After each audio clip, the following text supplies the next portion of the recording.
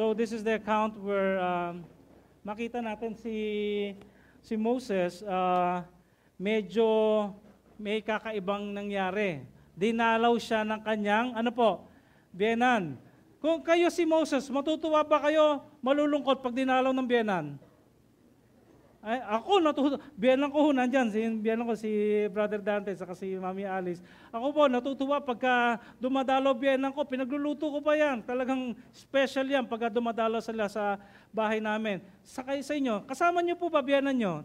Ayan, yung iba malungkot. Alam ko kasama niyo biyenan niyo.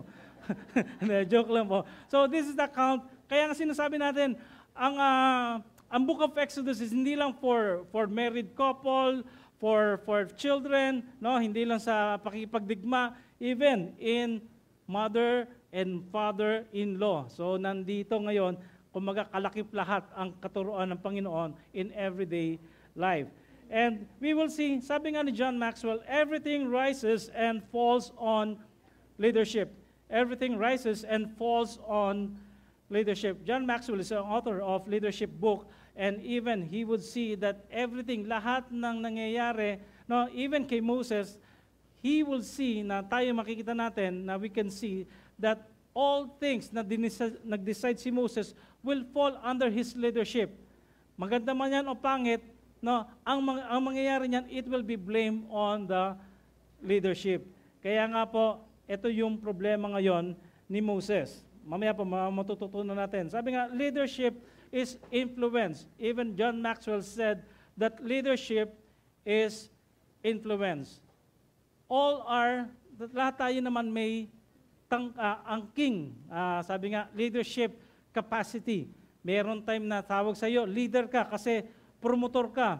Nung high school, yesterday and last Friday and yesterday, I got a chance and I was invited. Nung high school kami, I was able to be invited to their teachers retreat. So I was the guest speaker for that school. And sabi, natutuwa sila kasi when I was in high school, meron din po akong gift of influence.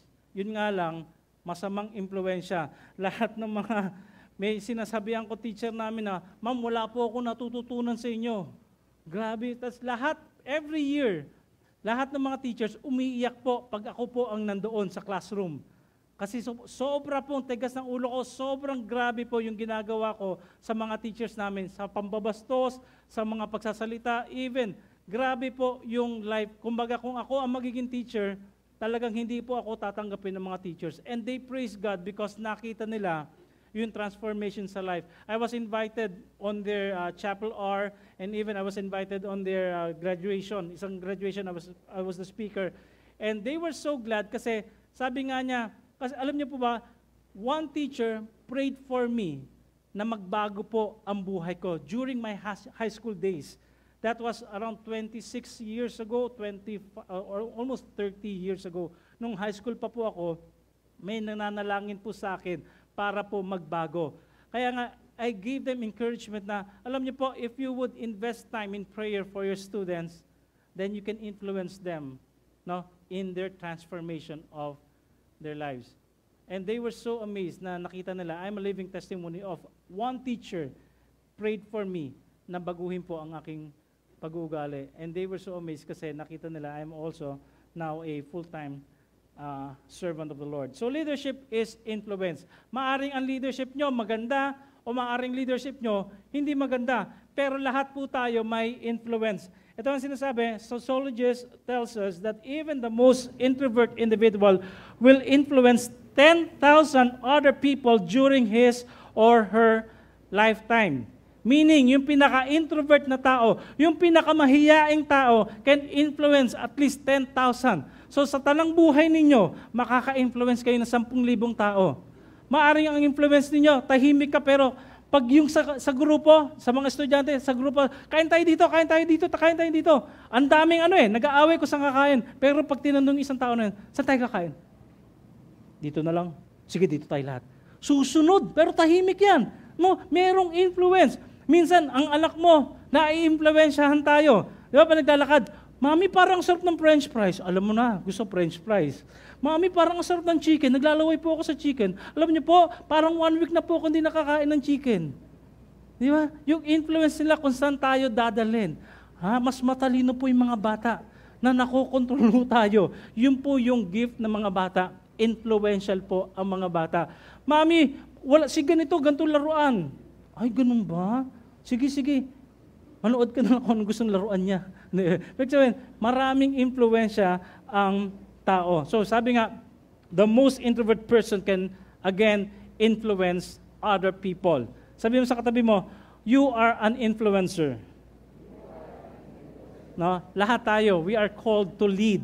And even we can influence others. Paano tayo matututong mag-lead? Paano tayo magiging leader? That's why our title for today is Moses Training on Leadership. Moses Training on Leadership. How God trained Moses during his time, no, na kung saan ngayon pa lang siya nag-lead ng isang grupo. Dati, ang hinahawakan niya is mga sheep.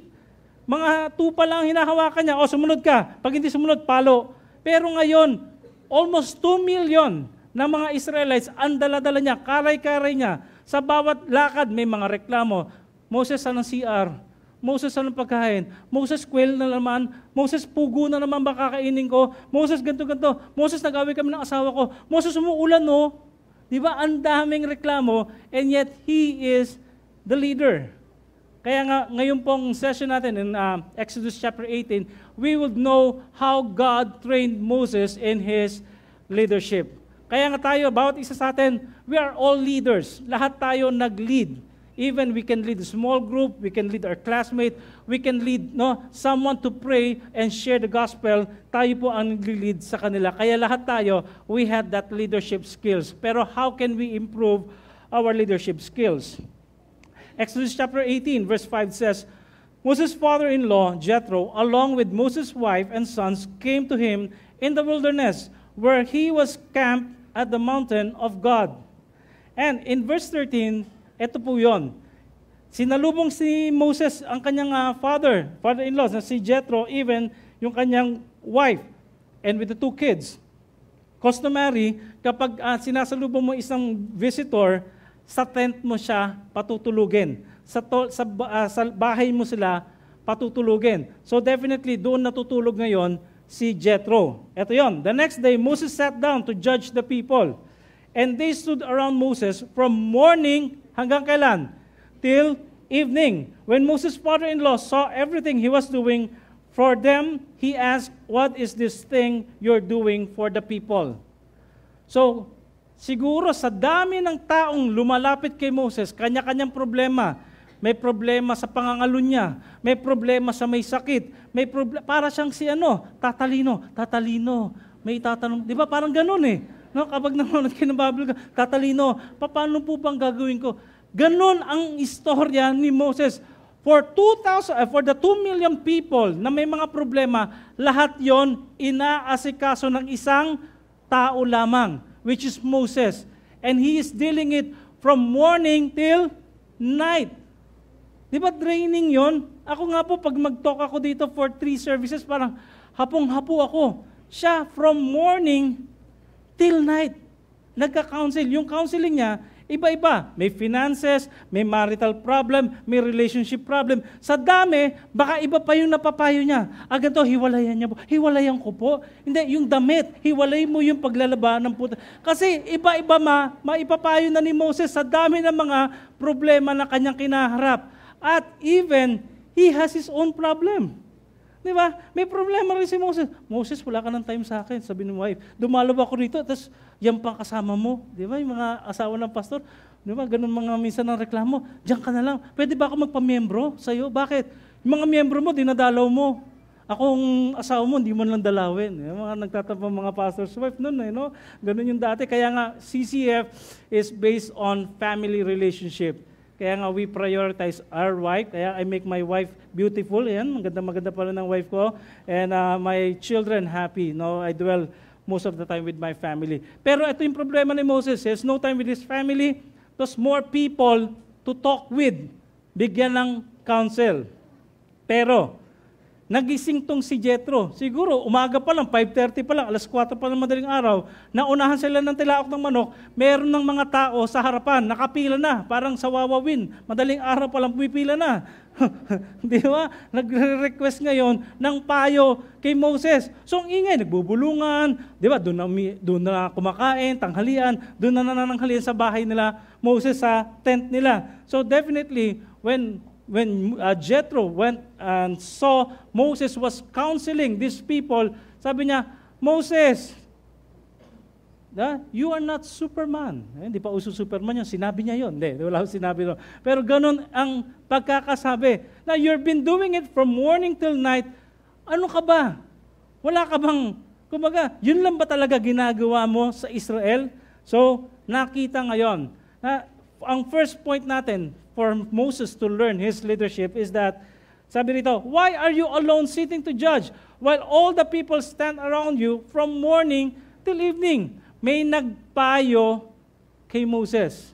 In order for us to learn to become a leader, in order for us na matuto natin kung paano yung leadership skills ma-apply po natin, una kailangan natin, God used Jethro to mentor Moses. God used Jethro to mentor Moses. Alam niyo po, ako po, I won't be able to speak here kung wala rin nagtuturo sa akin ng salita ng Panginoon. I won't be able to stand up here kung walang nagme-mentor sa akin on how to speak, how to manage my family, how to be accountable to God, and how to spend my time with the Lord.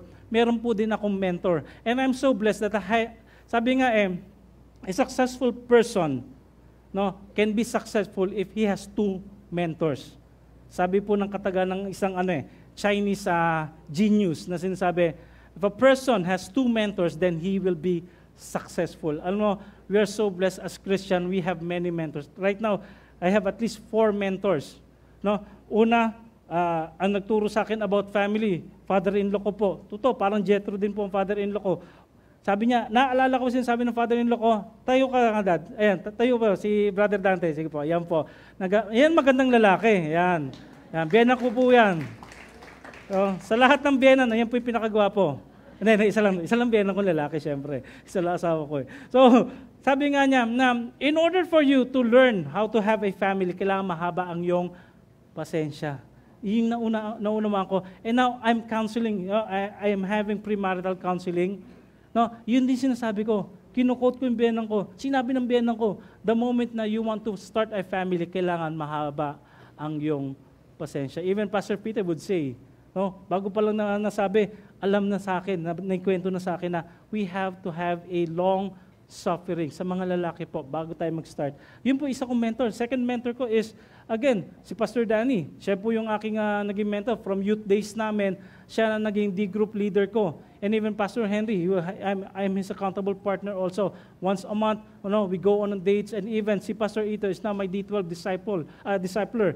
Ang dami po nagme-mentor sa akin. I'm so blessed because people would invest time with me. Alam niyo po si Jethro, siguro from his travel, pagod po yan pagod. Pero he would spend time para kausapin si Moses. He would invest time para kausapin si Moses. Same thing with us. Kapag alam niyo yung tao, kailangan yung tulungan, then invest time with them.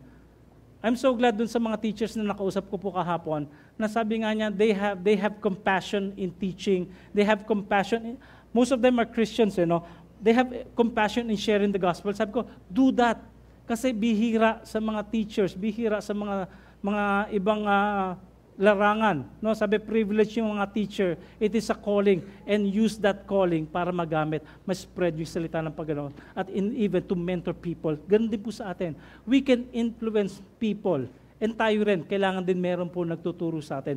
Kaya nga, that's why we are encouraging each and every one of you to be part of a small group. Ayan po. If you are not part of the small group, you can call Brother Raul, ayan po nasa likod na naka-blue, na you can sign up to be mentored by your D-group leader. Ano po yan? God used Jethro to mentor Moses. Alam niyo po, yung isang maging sikat na tao, o yung magaling na tao, o yung magaling na team, hindi po yung magiging magaling kung hindi siya natuturuan ng isa pang magaling. Kagaya ninyo, sino to? Si Luke Skywalker, nung panahon ko, si Luke Skywalker yan. Si Luke Skywalker, anak yan ni, sino? Anakin Skywalker, na si Darth Vader. Si Luke Skywalker, bago yan naging magaling na Jedi Knight, he was trained by, sino to? Si Yoda. Diba? Are you this or not? Diba? Mga ganun ginagawa ni Yoda. Yun lang sinasabi niya, pero ang galing sa espada. No, he was trained by Yoda, no, for quite some time. And he became a master. Si Luke Skywalker. Then, meron bang panibagong episode na naman na ipapalabas ang Star Wars. Kaya yung inaantay ko ulit. I'm a Star Wars fan. Even, ayan po. Sino yan? Mga kapanahunan, ako hindi ko kilala yan eh. Tinuro na sa akin ng tatay ko yan eh. Anak, yan si Voltes 5. Yung leader nila si Steve, sino pa? Sino yan? Si Mark, si Big Bird, si Little John, and si J.O. Kita mo naman, nagsasagutan yung mga kaidaran ko eh. Mga Life Begins, alam yan eh. mga nag-Life Begins, alam yan. Voltes 5 team cannot form Voltes 5, that robot, kung walang mentor. Sino yung mentor nila? Grabe naman. Si Dr. Smith. Yan po nagturo sa kanila kung paano mag-volt in. Ayan. So, they were trained by mentors. And even, sino ito?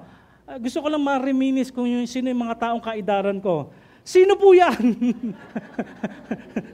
Si Daniel, which is the Karate Kid. He was trained by, sino? Miyagi-san. Kapatid ni M.Y.san. Kaya nga Miyagi-san. No, si Miyagi-san, he trained. Ano yung famous word ni Miyagi-san nung tinitrain? No? Wax on, wax off. Wax on, yung pala panangga pala gagawin niya. Yung pala, kala niya, naglilinis na lang kotse, training pala sa kanya yon. He was trained by, sabi nga yung mga mentors nila. Even us, as Christians, in order for us to grow in our spiritual journey, we must be trained. We must allow ourselves to be trained by our D group leaders, by pastors, no? Even attending GLC, kailangan natin merong nagtitrain sa atin. The moment we stop learning, we will stop leading. The moment we stop learning, we will stop leading. So be trained ng mga mentors po natin. Jethro knew that Moses' leadership was crucial for the future success of Israel, and that any activity that drains his energy or wasted his time was bound to hurt the nation. Kapag si Moses buong araw, every day, 24/7, parang gising, no? Ano po mangyayari kay Moses? Mapapagod, manghihina, at baka ikamatay pa niya. So sino na ngayon ang magli-lead sa Israel? That's why Jethro had that wisdom, no? To call to Moses, to ask Moses, bakit ganyan ang ginagawa mo? At even natatakot si Jethro na baka maging balo. Baka maging KSP kaagad ang kanyang asawa kasi pagod na pagod, wala nang time at biglang mamatay. Also, he didn't want his son-in-law to wear himself para mamatay at iwanan si Zipporah na balo. Ganun po, ahil rin. Kaya nga kinausap niya si Moses, Moses, gusto mo ba maging balo tong anak ko? Gawa ka ng gawa yan, nahihirapan ka. Mapapagod ka niyan. So, he was mentored. God used Jethro to mentor Moses. Numbers chapter 11, nakita ngayon kung gaano kahirap yung ginagawa ni Moses. Even Moses, nahirapan talaga siya. In verse 14 says, I can carry all these people by myself. They are too much for me, and if you are going to treat me like this, please kill me right now if you are pleased with me. Don't let me see my misery anymore. Napaka-miserable. No? Compared to 2 million na tao, napakahirap po. Yung congregation po, hindi ko po lahat, makakamayan ko kayo. Minsan kami, pa naglalakad kami sa SM Taytay or minsan sa Mega Mall, pag may ngumiti sa akin, member ba natin? Di ba? Sa CCF ba sila? Hindi mo lang ngayon alam kung taga CCF o kasama ko sa trabaho dati. Kasi ang dami ng tao, hindi lahat makikilala ko. I may remember your face but not to associate your face with your name. So hindi lagi yun. Kaya di ba? Kadalasan, pag nagkakita kayo sa LRT, sa bus, o kaya sa mall, oy, kamusta? Pag hindi mo kilala, doon ka pa rin. Ikaw, doon pa rin. Alis na, di ba? Hindi mo kasi kilala eh. Natatakot ka ngayon, tanungin ko anong pangalan. Kasi baka, bro, kunyari, Mars, kamusta? Ano nga pala, sino nga ba yung ano mo? Ano nga pala yung first name mo nakalimutan? Ang hirap, talagang you would fish out information. Minsan, tagal nyo na nagkakausap, hindi po mamalaman kung, masa ko ba ito nakita? Ito parang ngiti sa akin. Ang dami na kinuwento. Buong talang buhay na kinuwento. Ano nga ba itong pangalan to? Di ba? Nangyayari sa atin, di ba? Iniisip mo nga, saan ko ba to? Ito ba'y pinautang ko kaya tuntua sa akin? Di ba? Hindi mo alam. Ganon din kay Moses. Sa dami ng kanyang pinayo, definitely, meron siyang mapapayong hindi tama. Kasi nawo-worn out siya. Hindi mo pwede magbigay ng payo kung talagang, kunyari, pagod ka na, lahat ng litang na ang isip mo. So ito yung naging senaryo ni Moses. Next. Leaders know how to economize their time and energy. Kailangan din. Na if you are a good leader, you must manage your time and energy. Kaya nga ito yung tinuturo sa kanya ni ni Jethro. Huwag mong ubusin yung oras mo na hindi ka naman nagiging productive. Pinapagod mo lang yung sarili mo. Kaya nga sinasabi rito na leaders, kapag tayo po, we have all the same amount of time. Hindi naman isa pinanganak, may 25 hours na sa kanyang araw, 25 hours. Lahat naman tayo, 24 hours a day. Pero sabi, we all have the same amount of time, but good leaders manage it better and they work smarter, not harder. Yung ginagawa ni Moses, hindi smarter. Harder for him. Ganon din po sa atin. When we are working, at times, we do many things. We minister to these people, we go to these people, pumunta ng ganito, pumunta ng ganyan. Minsan wala rin tayong na-accomplish. Hindi komot marami tayong ginagawa, productive po tayo. It doesn't follow that if we are doing many things, we are all productive. Hindi po yun. Sinasabi, kung paano natin diskartehin yung ginagawa natin, mas marami tayong na-accomplish. In Ephesians chapter 5, verse 15 to 16, sabi rito, therefore, be careful how you walk, not as unwise men, but as wise, making the most of your time because the days are evil. Alam niyo po, in every decision that we make, sa bawat decision na gagawin natin, make sure na we should manage our time. Alam niyo po, I have my time. Kaya nga po, pag sinasabi namin, every Monday, that would be my time for my family. Last week, I had a full schedule from Tuesday hanggang kahapon po, we had a full schedule. Meron kaming seminar sa main from Wednesday to Friday. Then Friday, we went to Batangas. Pag uwi namin Batangas, meron kaming inatenan na event sa Manila. So we have to go home late na, around 12 o'clock kanina madaling araw. So full yung schedule. Pero sabi ko nga, bukas I will rest.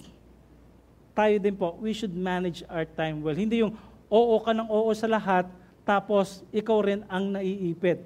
Ang nangyayari, nagiging parang sinungaling ka. Umuo ka dito, sige, punta ko niya, sige, punta ko niya. Maya-maya, pag puno na yung schedule mo, gagawin mo, pare, pasensya na, can't make it. Meron nasasabi sa amin, pag hindi ka nakakapunta ng group, sabihin mo lang, something came up. Ayan. No, pagka gusto mo, ayaw mo umatay ng isang lugar o isang event, sabi mo, something came up. Pero sinasabi natin, we should manage our time, even sa lahat ng schedules natin. Hindi po natin pinupuno yung oras natin, yung buong araw natin ng mga schedules ng ibang tao. Make sure that you have time for God, for yourself, and for your family first. Tsaka yung ministry. Unang ministry niyo po is to dwell on God, tas yung sarili nating pahinga, and with your family, saka lang po yung ministry activities po natin. Next, verse 19. Now listen to me. Ito na, nagpayo ngayon si Jethro. I will give you some advice, and God be with you. You be the one to represent the people before God and bring their cases to Him. Instruct them about the statutes and laws and teach them the way to live and what they must do. So verse 19 yon and 20. And verse 21, but you should select from all the people. Ano pong siselect ni Moses? Able men. Those people who can lead. Kagaya natin, di ba? Pag lumalaki na yung D group, malaki na yung D group. Ikaw, 10 taong ka ng membro, baka pwede ka na rin mag-lead. I'm so amazed kasi nung kanina nag-uusap kami ni Brother Raul, marami nang na-challenge ngayon from the shepherd staff, from the couples na they want to handle small group kasi they are now able men who can handle. How many of you are part of a small group? Taas po lang kamay, just a survey. Taas po kamay. Oh, praise God, no? Yung iba po, may I challenge you to be part of a small group. And if you are now part of a small group, how many naman sa inyo are leading a small group? Sige po, taas ang kamay. Leading a small group. Wow, praise God. And even those who are in part ng small group, those who want to lead a small group. Sige po, yung challenge ni God na to lead a small group, taas po ang kamay. Yan, praise God, no? Praise God. And alam niyo po, ganito po yung senaryo. Hindi po kayang hawakan ni Moses yung buong congregation niya, 2 million. Even I cannot handle, alam niyo po, CCF Taytay is ranging from 900 to 950 na po tayo. Puno ang first service, puno ang second service, mapupuno po ang third service, nangangalahati. Hanggang TV na po yung third service natin. Pag napuno pa, baka mag-fourth service na po tayo. Hindi ko po kayo ma-handle lahat. Bawat problema ninyo, hindi ko po maipagpipray lahat. Maaring yung personal concern ninyo, hindi ako nakamayan ni Pastor, hindi ko ako napag-pray ni Pastor Danny naman, ni Pastor Eric, hindi naman ako dinalo sa ganito. Alam niyo po kung bakit? Hindi po ako Superman. Saka si Pastor Danny, hindi rin po Superman. Mga D-group leaders nyo, yun ang mga Superman. Hindi. They are the one assigned to pray for you. They are the one assigned to talk to you. Kapag medyo malaki na problema, pupunta na D-group leader sa akin. Pastor, kausapin mo si ganito na problema. So yun lang, that would be my time na pwede ko silang kausapin. Or even, I would ask them, kamusta si ganitong member mo? Ganito. It's good. Na-update din po kami. So ito yung suggestion ni Jethro. And in verse 23 it says, then they can bring you every important case, but judge every minor case themselves. In this way, you will lighten your load, and they will bear it with you. If you do not do this, and God so directs you, you will be able to endure, and also all these people will be able to go home satisfied. Ito po yung sinasabi. God provides wisdom to unburden the load. Alam nyo, bakit? Kasi maliliit na problema, malalaking problema kay Moses. Kunyari, malaking problema, pupunta kay Moses, ganito. So mag-isip si Moses ng papayo, ganito. May papayo, may pupunta na naman. Moses, alam nyo, may tatanong po ako sa inyo. Lahat ng mga kaibigan ko sabi, ang pangit-pangit ko. Diba? Minsan may magtatanong, ganun problema eh. Sabi nila, ang pangit ko. Sasabihin siguro ni Moses, alam mo, hindi ka pangit. Kailangan lang namin sanayin ng mga mata namin sa mukha mo. Para hindi kami nabibigla. Di ba? Kasi pag bigla, oh man! Kaya, Moses, sabi nila, pangit ko. Yan. Hindi ka pangit. Kailangan lang namin sanayin ng aming mga mata sa itsura mo. Pero yun nga eh. Malalaking problema, maliliit na problema, lahat hinahandle ni Moses. That's why God used Jethro to give him advice. And that advice, ito yon. God provides wisdom to unburden the load. Hindi po lahat kakakayanin natin. Being a father also, hindi ko kayang lahat. Ako rin maglalaba, magluluto, kaya meron po akong katuwang. Meron po kaming kasama sa bahay, ang aking wife. Siya yung, sabi nga, yung aming partner sa aming life, even in the family. God provides wisdom to unburden the load. Tignan nyo katabi nyo, mukha bang ang daming daladala? O parang ang bigat lang niya, ang daming lang nakain. No? Minsan sa atin, ang dami natin bitbitin. Problema ni tatay, problema ni nanay, problema ng kapitbahay. Yung kapitbahay niya naputulan ng kuryente, parang pinuproblema niyo pa rin. Di ba? Ang dami niyong mga daladalahin. Pero sinasabi ng Panginoon, you must unload this burden. Ako po, kung i-absorb ko po lahat ng problema ng church, siguro hindi na po ako makakatayo rito. Kasi may problema sa ganito, may financial problem. Yung lalaki ng bababae, yung babae ng lalaki. No? Yung babae ulit, ng bababae naman. No? Hindi, wala akong nangyari. Pero ibig sabihin, yung mga ganong cases na ika-counsel mo, kakausapin mo, it will absorb you, para kang sponge na ma-absorb mo yun kung hindi mo i-unload. So ito yung sinasabi rito. God provides wisdom to unburden the load.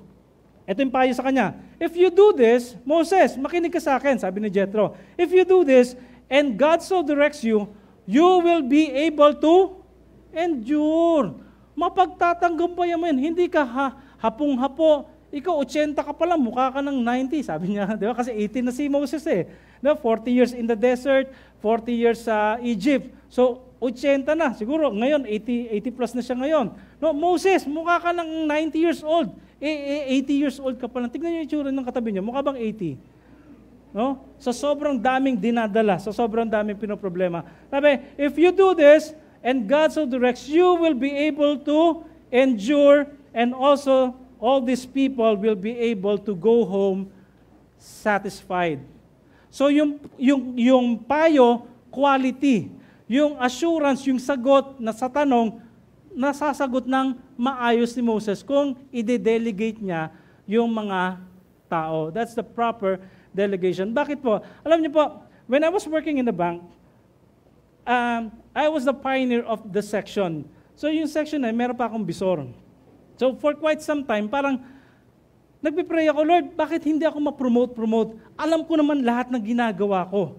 Maski nga nakapikit, kasi kami nag-formulate ng sistema, kami gumawa ng mga yung programs, nagpagawa kami, pero alam ko yung mga application na kailangan, alam ko paano i-troubleshoot. Those things, alam ko.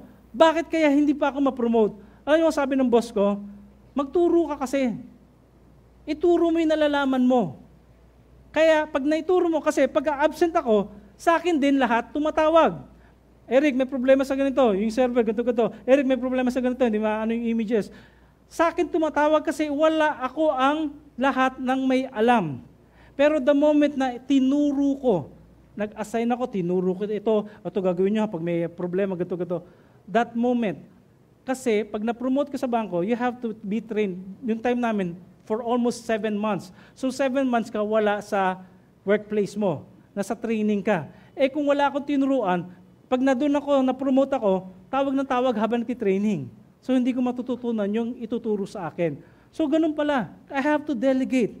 So by the time na nag-train ako, that was the time na na-promote ako.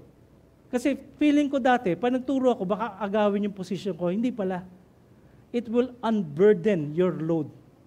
It will unburden your load. You train people.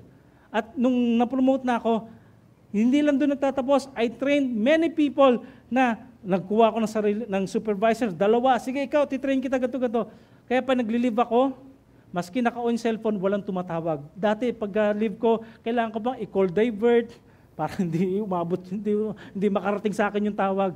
Pero ngayon, nung time na nakapag-train ako, kaya na nilang tumakbo. Kaya nga tinanggal nila ako sa trabaho eh. Hindi po yan. Ibig sabihin, my burden was, sabi nga napagaan po yung aking trabaho. Kasi I have trained people to know what I know. Same thing with the D group. Same thing with the pastors. Alam niyo po, sa CCF po, ang mga pastor po, magagandang lalaki. Hindi po ako yon. So, bakit? Hindi po stress. Mukha ba akong stress? Ibig sabihin, lahat po na-delegate kasi people are being trained, people are being modeled, people are being equipped.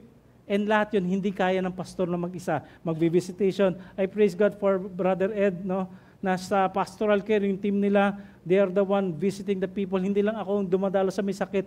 Yung pastoral team po namin ang dumadalo sa may sakit, sa may patay, sa lahat. From womb to tomb. Ayan, dedication. From bata hanggang may namatay. Nandyan po ang pastoral care. They help us. Even hindi ako pwedeng mag-welcome lagi nandyan.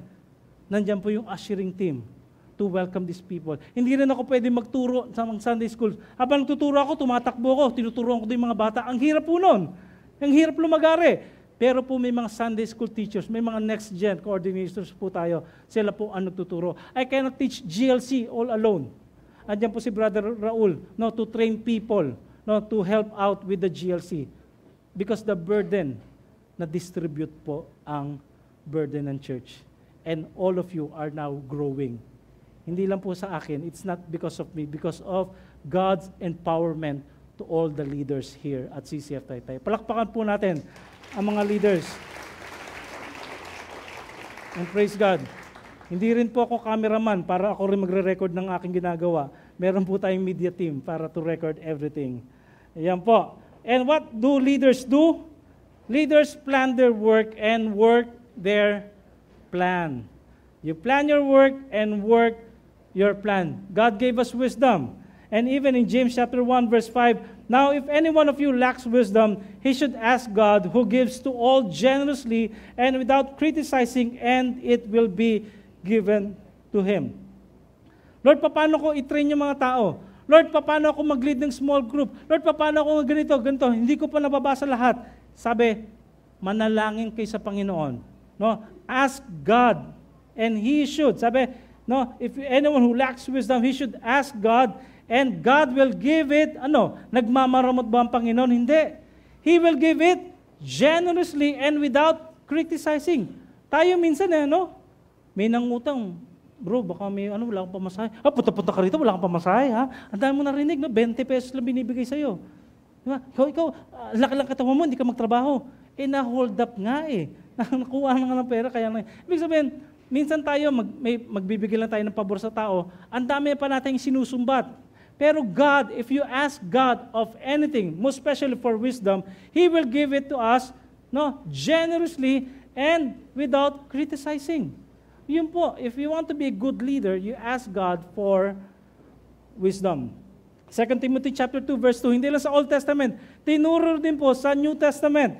Ito yung sinasabi ni Paul. Nung kay Paul, na during his journey, from doon, nung nakilala niya Panginoon, hanggang they went to Rome, Ephesus, lahat ng mga 7 churches of the Lord. Sabi nga rito, nung kailangan niya lang gumawa, mas marami pa siyang ma-reach out, he was training Timothy. Ito sinabi niya kay Timothy, Timothy, hindi ka lang kita tinitrain, but you also have to train other people. Ito yon. And what you have heard from me, sabi, in the presence of many witnesses, commit to faithful men.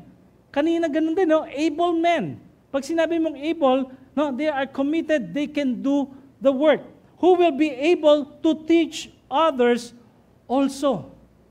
It means, kailangan meron din tayong dinidisciple. So for those people who are under D group, hindi lang pala tayo inatasan para maging disciple. We are also mandated to become a discipler.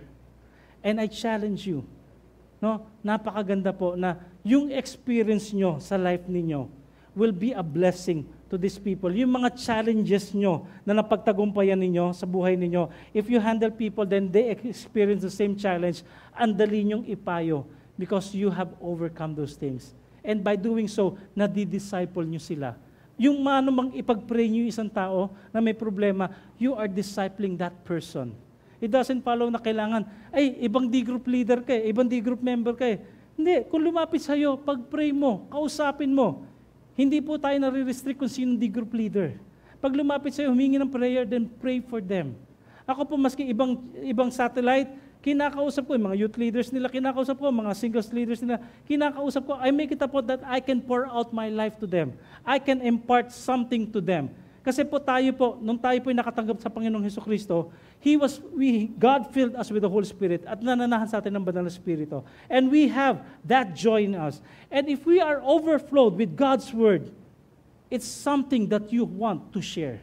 You cannot share something that you don't have. Pero kung meron ka nun, overflowing yan. Sabi nga doon sa salita, isang passage na, do not give people or your disciples stagnant water, but give them flowing water. As you receive words from the Lord, you are overflowing that you can fill and satisfy the needs of these people around you. Ito yung sinasabi niya. Sabi ni Paul, you get people. In this congregation, you select committed, faithful men who will be able to teach others also. Sinabi niya, Paul, Timothy, faithful men who will teach others also. Ibig sabihin, 4 generations. May apo ka na sa D group. Ang saya, no? Alam niyo, I admire Kuya Manny. Ang laki po ng grupo ni Kuya Manny na to the point, lahat ng mga nakakausap ko, ay, ito, apo na to ni Kuya Manny sa D group. Kasi yung generation ni Kuya Manny, may D group, nanganak na naman ng D group, nanganak na naman ng D group. Kami pagka isang D group celebration, parang isang church na po. Ganun po ang D group. We are all connected. Even Jesus, sabi nga, pinakita na before He made His journey also in sharing the gospel. Ito, in Luke chapter 6, verse 12, one of those days, Jesus went out to a mountainside to pray and spent the night praying to God. When morning came, He called His disciples to Him and chose 12 of them, whom He also designated as apostles. When you're choosing your disciples, your apostles or disciples, the group, you also have to pray. Para yung i-unload yung burden, capable rin para mag-lead. Ganun po sa atin. No? Before po si Pastor Danny, then he was promoted as CCF East Pastor. I assume yung pagiging pastor, pero hindi yun. Lord, hindi ko kaya yun eh. But you just pray. Ganun din si Pastor Danny, he would train me. No? Even sila Pastor Ito, they would train us para we can handle each and every situation sa isang church. So in Luke chapter 6, verse 12 to 13, pray also kung sino yung taong pwede nyong i-disciple. Iyan po. Kaya nga, I would rather put 10 men to work than do the work of 10 men. Delegate. Hindi lang po sa church. Kapag meron kayong mga tauhan, if you are a manager, train them para hindi po nahihirapan. Di ba sa sales, paano nakakakuha yung sa networking? Ang unang networking, ang Panginoon Jesucristo kung titignan nyo. They trained men para they do the work. I cannot do. Sabi nga, I would rather put 10 men to work than do the work of 10 men. Ang hirap po na ikaw ang gagawa lahat. Utos mo na, gawa mo pa. Pero if you know how to delegate, you know how to impart your life to others, marami kang madidisciple, marami kang matuturuan. Share the burden. Share the burden. Kaya nga in CCF, ano po yung bago nating promo? Every member a discipler. So this is our challenge. Every member should be a discipler. So bawat membro, you should also disciple. Kaya po, yun po mandate po sa atin. Alam mo yung core value sa atin, no? Yung ating mission and vision, go and make disciples. Ano po yung main verb? Hindi go, but make disciples. Ito po yung mandate po sa atin. Because sabi nga, whatever things that you would do, I will be with you, teaching them all I have commanded you, and to obey every word that I have commanded. And lo, I will be with you to the end of the ages. Make disciple. Next, Exodus chapter 18. Ito po yung pangatlo. Moses listened to his father-in-law. Sino pong lagi nakikinig sa mga biyenan? Minsan iba, tengang kawali lang. Oh, sige po, mami, sige. Mami mo, daming kinukwento, daming mo. Kala niya, ano ako. Di ba? Ganun. Pero tayo mga nakikinig, no? Lahat nakikinig. Ako, I listen to my father-in-law, I listen to my mother-in-law. Ito yung mga payo, mga wisdom. No? Moses listened to his father-in-law. Hindi lang siya nakinig, anong ginawa niya pa? He did everything he said. So Moses chose able men from all over Israel and made them leaders over the people as commanders of thousands, hundreds, fifties, and tens. So nakinig lang siya, hindi lang siya nakinig, sumunod pa siya sa kanyang biyenan. They judged the people at all times. They would bring the hard cases to Moses, but they would judge every minor case themselves. Kung yung mga itsura lang, okay na, sige, minor case lang yan. Pero yung malalaking problema kay Moses na. May magtatanong, Moses, no? Sabi nung mami ko, laki-laki ng mata ko eh. Hindi, malaki mata mo, matulog ka na. Yung malilit na kaso, doon na yan. Doon sa mga judge nila. Yung mga malalaking problema, doon na ibibigay kay Moses. So again, Moses humbly obeyed Jethro. Moses humbly obeyed Jethro. So Moses chose able men. Sa kanilang pag-obey, Moses chose able men from all Israel and made them leaders over the people as commanders of thousands, hundreds, fifties, and tens. Good leaders never make excuses. Good leaders never make excuses. O, gawin mo to. Hindi ko pwede kasi baka ganito-ganito. Alam niyo po, in our company, syempre sa sistema sa bangko, everything changes eh. So, inevitable yung pagbabago. Even system, it will change. Kasi kailangan, kapag mayroong bagong sistema, kailangan may antivirus ka doon sa sistema mo. Kung may bago kang computer, kailangan may backup kang computer. So, everything is changed. Even sa CCF, may decision ganito, may babago, may ginawang ganito, may project na ganito, minsan bababago. Di ba? Ang dami natin activity, minsan iba ginagawa. Kaya nga CCF, change, fellowship. So, good leaders never make excuses. Ayan yung sinabi sa amin sa opisina before, sa company. Pag may sinabi si boss, Eric, wag ka nang tuwiran. Sir, hindi kasi pwede ganito. Dati, ang hilig ko mga tuwiran eh. Pero sabi niya, mag-Nike ka. Ano yung Nike? Just do it. Yeah? Just do it. Sabi rin ganun kay Moses, ni Jethro, wag ka nang tuwiran. Mag-Nike ka lang. Just do it. Good leaders never make excuses. People who are good at making excuses are really good at anything else. Definitely. Panay katwiran lang yan. Katwiwan. O anak, nagugas ka pa ng kamay, di ba? Kahapon, mami. Kasi kumakain, di ba? Bago ka kumain, O nagugas ka pa? Opo, kahapon. Ang dami mga katwiran. O nagagalit ka ba? Hindi po, mami. Tumaas lang po boses ko. Ay, mga ganong katwiran ng mga bata. Hindi mo Ang dami mga dahilan. Bakit po? Unahin dapat natin, hanapin ang paraan at wag ang dahilan. So kung may pinagagawa ang Panginoon sa atin, anong gagawin? Unahin, hanapin ang paraan at hindi ang dahilan. Sabi mo sa katabi mo, humanap ka ng paraan. Oo. Umuulan eh. Attend ka di group. Umuulan eh. Di ba? Gabi na eh. Marami pong di group. Monday to Friday, hanggang Sunday, may di group po. Unahin, hanapin ang paraan at wag ang dahilan. And according to Deuteronomy chapter 1, verses 9 to 18, summary lang po, Moses shared Jethro's counsel with the people, admitted his own weakness and weariness, and asked them to select leaders to assist them. Yung mga tao minsan nagbibigay ng payo. Yung mga godly people, pastors, D-group leaders, they are the one giving us good advices. It's up to us if we are willing to obey those advices. God may be speaking to you through TV, through network, may mga messages si God. It's up to us if we are willing to admit our weaknesses and to obey God's commands. How are we in obedience to God? How are we in obedience to God? So, paano natutunan ni Moses ang leader? God used Jethro to mentor Moses. God provides wisdom to unburden the load. And Moses humbly obeyed Jethro. Tayo po'y manalangin.